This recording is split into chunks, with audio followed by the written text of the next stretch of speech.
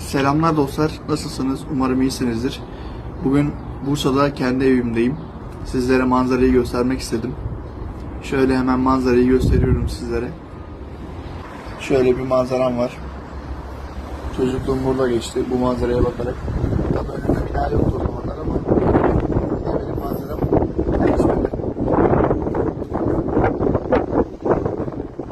Tepede rüzgar var. Öyle size göstermek istedim. Bugün pek dışarı çıkmayı düşünmüyorum. Çünkü bayağı bir yoruldum. 2 gündür Bursa'dayım. O yüzden bugün evimde geçirmek istiyorum zamanımı.